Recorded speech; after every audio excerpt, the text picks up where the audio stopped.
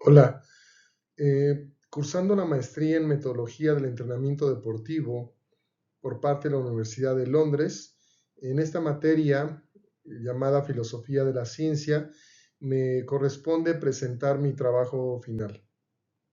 La materia está a cargo del profesor Heredia Guilarte Dorges y un servidor, Josué González García, para iniciar la presentación.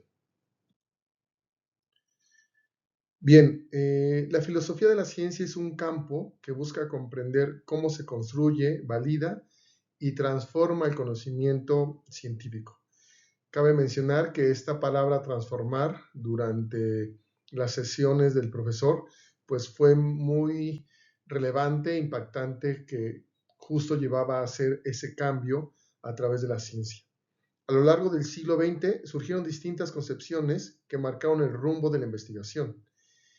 En esta presentación, en este trabajo, se van a revisar 4 de ellas: el inductivismo positivista, el falsacionismo de Karl Popper, la filosofía cosmovisional de Thomas Kuhn y la concepción anárquica de Paul Feyerabend. El propósito es describir sus aportes y limitaciones y reflexiones sobre cómo estas posturas pueden aplicarse a las ciencias del deporte. La idea principal es que la ciencia no progresan de manera lineal o absoluta, sino que depende mucho de los contextos históricos, críticos y sociales. Bien, comenzaremos con el modelación, inductivismo, positivismo. La ciencia se entiende como un proceso que parte de la observación.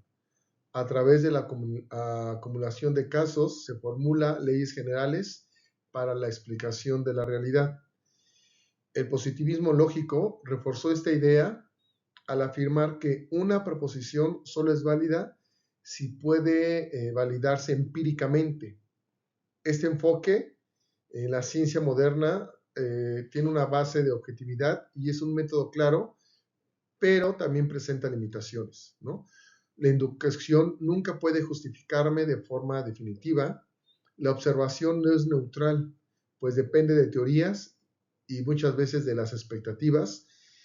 Y por eso, aunque fue muy útil en los inicios de la ciencia, resulta insuficiente para explicar el verdadero progreso científico. Otra corriente es el falsacionismo de Karl Popper. Karl Popper planteó que una teoría científica solo si puede ser refutada. La ciencia no progresa confirmando hipótesis, sino poniéndolas a prueba con el objetivo de descubrir sus errores. Más adelante vamos a ver cómo cada corriente se puede aplicar en el deporte, pero esta es una de las que más me pareció interesante y me generó muchas ideas de cómo se puede empatar la ciencia en el deporte. El método se basa en la lógica de la conjetura y refutación. Se formulan teorías arriesgadas que deben enfrentarse a pruebas severas. Este enfoque introdujo una visión crítica y antidogmática, evitando que una teoría se considere verdad absoluta. Pero como toda corriente, también tiene sus limitaciones. 1. En la práctica, muchas teorías se protegen con hipótesis auxiliares que dificultan su refutación. 2. Se le critica que describen más un ideal lógico que el trabajo real de los científicos. Y 3. A pesar de estas críticas, el falsacionismo sigue siendo una de las concepciones más influyentes porque fomenta la actitud crítica en la ciencia. Nuestra tercera corriente es la filosofía cosmovisional de Thomas Kuhn. Thomas Kuhn y los paradigmas. Él propuso que la ciencia no avanza de manera lineal, sino a través de paradigmas, marcos conceptuales que guían la investigación, los problemas que se consideran válidos y los métodos aceptados. Durante la ciencia normal, los científicos trabajan bajo un paradigma resolviendo problemas. Con el tiempo surgen anomalías que no pueden explicarse y se genera una crisis. Esto de paso a una revolución científica donde un paradigma es reemplazado por otro totalmente distinto. Aquí aparece el problema de la inconmensurabilidad. Esta palabra me costó mucho trabajo eh, durante este módulo. Los paradigmas rivales no pueden compararse directamente porque utilizan lenguajes y supuestos diferentes. El aporte de Kuhn fue mostrar que la ciencia es un proceso histórico y social en el que los cambios no son acumulativos, sino revolucionarios. Siguiente tenemos la concepción anárquica de Paul Feyerabend. Él criticó la idea de que existía un único método científico válido. En su libro, Contra el método, defendió que todo vale en la investigación científica. Según él, los grandes avances se han logrado al romper reglas rígidas y explorar caminos alternativos. Por eso, defendió el pluralismo, la creatividad y la libertad como motores del conocimiento. También cuestionó la idea de que la ciencia sea necesariamente superior a otras formas de conocimiento, como la filosofía o las tradiciones culturales. Su postura ha sido criticada porque puede coincidir al relativismo extremo, donde todas las teorías parecen tener el mismo valor. Aún así, su aporte fue resaltar que la diversidad y la innovación son esenciales para el desarrollo científico. Bien, a continuación tenemos una síntesis comparativa de las 4 principales corrientes que mencionamos. En el lado izquierdo tenemos lo que es la corriente, donde tenemos el inductivismo, positivismo, el falsacionismo, la filosofía cosmovisional y la concepción anárquica. Vamos a trabajar sus aportes principales y también sus limitaciones y críticas. Por ejemplo, en la corriente del inductivismo y positivismo, ahí se sentaron las bases de ciencia moderna al plantear que las observaciones repetidas permiten formular leyes generales. Dio confianza en la objetividad y en la acumulación de datos como fundamento del conocimiento. ¿Cuáles son sus limitaciones y críticas? Pues el problema de la inducción es que no hay una garantía lógica de que lo observado en el pasado se mantenga en el futuro. Además, la observación no es neutral, pues siempre está condicionada por teorías, expectativas o instrumentos. En el falsacionismo de Karl Popper, establece la falsabilidad como criterio de demarcación entre ciencia y pseudociencia. Resalta que el progreso ocurre al refutar teorías débiles y conservar las más sólidas. Introduce una actitud crítica y antidogmática en la investigación. Sus limitaciones y críticas. En la práctica, las teorías pueden protegerse mediante hipótesis auxiliares, dificultando su resultado real. Se le critica también por centrarse más en la lógica de la refutación que en el trabajo cotidiano de los científicos. Filosofía cosmovisional de Thomas Kuhn. Bien, ¿cuáles son sus aportes principales? Pues propone la idea de paradigmas que orientan la investigación y de revoluciones científicas que transforman radicalmente la forma de entender la realidad. Subraya el papel histórico y social de comunidades científicas. Sus limitaciones y críticas. El concepto de la inconmensurabilidad, los paradigmas rivales, no pueden compararse con ciertos comunes, lo que dificulta explicar cómo elegir entre ellos.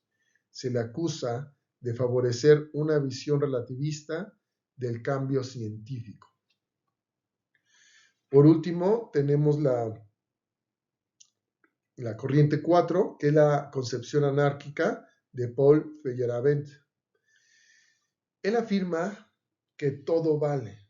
No hay un método universal y los avances científicos surgen al romper reglas rígidas. Defienden el pluralismo, la creatividad y la libertad de la investigación. Reconoce que la ciencia no es necesariamente superior a otras formas de conocimiento. Esta corriente, de manera personal, me generó muchas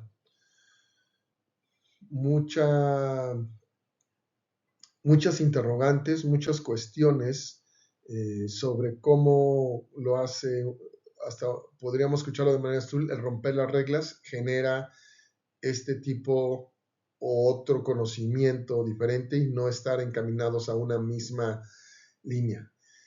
Yo creo que en el deporte es eh, es muy clara esta corriente, ¿no? Si la vemos desde este punto de vista, porque es muy amplia, pero si nos enfocamos a,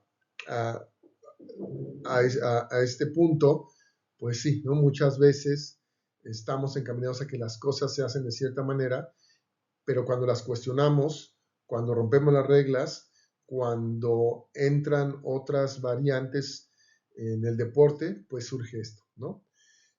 ¿Cuáles son las limitaciones y las críticas? Bueno, pues su postura puede conducir a una relación extrema, ¿no? Donde todas las teorías igualmente son válidas. Se le critica y entre ciencia y lo que podría afectar la credibilidad del conocimiento científico. Bien, aplicaciones en ciencias del deporte. Bueno, las concepciones filosóficas pueden trasladarse al ámbito deportivo, sí, y ofrecer herramientas para comprender y mejorar la práctica, sí. Antes de hacer énfasis en lo que dice esta diapositiva, para mí fue muy importante cuando el profesor al principio del módulo nos empezó a cuestionar cosas tan sencillas como qué es la ciencia, ¿no? De dónde viene, para qué nos sirve, qué es el deporte, qué relación tiene. Obviamente esta maestría, pues aquí vamos a explicar un poco las teorías aterrizadas en el deporte, pero para mí fue muy relevante desde cuestionarnos cosas básicas como qué es la ciencia, ¿no? Y esta parte de transformar y de llevar las cosas a un otro nivel, a un a una calidad de nuestro trabajo más importante, con mayor impacto. Bien, eh, las concepciones filosóficas de la ciencia pueden trasladarse en el ámbito deportivo y ofrecer herramientas para comprender y mejorar la práctica, ¿no? Como primer punto tenemos el inductivismo, que resalta la importancia de observación sistemática de entrenamientos, resultados y comportamientos de los atletas. Permite registrar datos y generar patrones útiles para la práctica. Bueno, es muy claro, ¿no? Lo vemos todos los días. Tristemente hay eh, comportamientos muchas veces o patrones que nosotros detectamos. No es necesario hacer un análisis tan minucioso, ¿no? Nosotros conociendo a nuestros atletas o nosotros analizando atletas o deportes en los medios, en las redes sociales, en los medios informativos, pues creo que podríamos tener mucho material que podríamos detectar ciertos patrones que modifican y que ayudan o no al deporte o al desempeño del deportista. Falsacionismo. Nos recuerda que las hipótesis sobre el rendimiento, como los efectos de un plan de carga o suplemento, deben someterse a prueba y siempre están abiertas a posibilidad de ser refutadas. Pues bien, aquí me lleva un poco a las pruebas que hacemos del rendimiento físico, de acondicionamiento físico, y los métodos, las técnicas, las herramientas que nosotros utilizamos en nuestro campo de trabajo, ¿no? Siempre es importante saber, y aquí aplicaría una de las leyes de los principios del entrenamiento, ¿no? Individualizado, especializado, ¿no? No todos los deportistas tienen las mismas características y se les puede aplicar los mismos métodos, estrategias, cada uno es diferente y pues tenemos que someter a prueba, como dice esta corriente, y estar abiertos a las posibilidades de que podríamos aplicar otros métodos. La tercera es la de Kuhn, que explica por qué los modelos de planificación deportiva cambian con el tiempo. Por ejemplo, la transición de periodización clásica al modelo ATR refleja un cambio de paradigma en la forma de organizar el entrenamiento. Va un poco relacionada con la anterior. Yo diría que en este momento la tecnología es una herramienta muy importante para el deporte. Tenemos hoy en la palma de nuestras manos, en el celular, en el teléfono, tantos datos, eh, tantos rangos, tantas características, tanto análisis, que lo que no hace 20 años, 30 años, es más, yo creo que no irnos tan lejos, hace 10 años, no, no pasaba por nuestra cabeza toda la información que podríamos obtener hoy con nuestro celular y que se puede aplicar inclusive a los deportistas de alto rendimiento, y sin duda se aplica, y todas estas herramientas pues han cambiado abismalmente las planeaciones a las que estamos acostumbrados, o a las que estábamos acostumbrados, ¿no? Por último, la corriente de Feyerabend, que invita a la innovación y la creatividad. Esta me encantó, aceptando que en ocasiones romper con los métodos tradicionales pueden llevar a nuevas estrategias de preparación deportiva. Quiero llevar este ejemplo puntual a niños pequeños.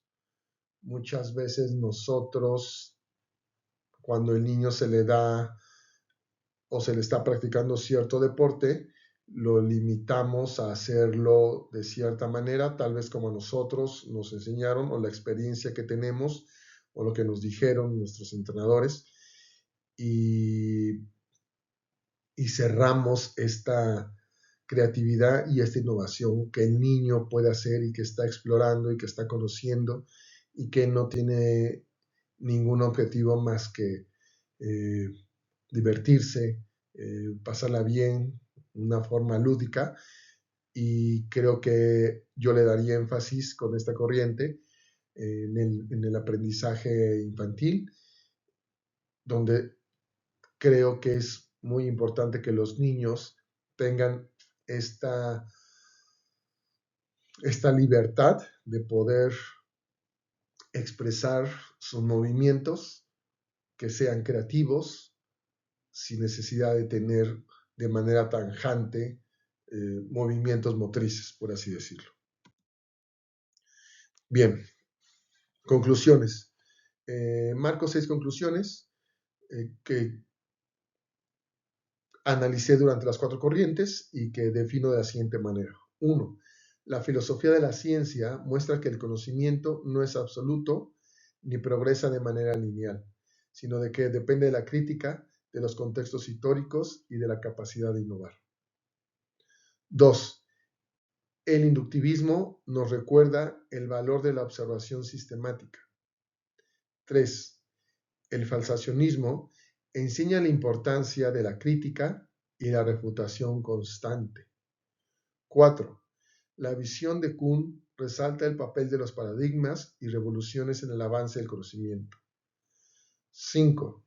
Feyerabend destaca la libertad y la creatividad como elementos centrales del progreso. 6. En el ámbito deportivo, estas perspectivas permiten construir un conocimiento más sólido y dinámico. El rigor, la apertura crítica, la conciencia histórica y la innovación son solo situaciones para enfrentar los retos actuales y futuros en la ciencia del deporte. Hasta aquí mi presentación. No quiero cerrar mi trabajo final sin agradecer puntualmente al profesor.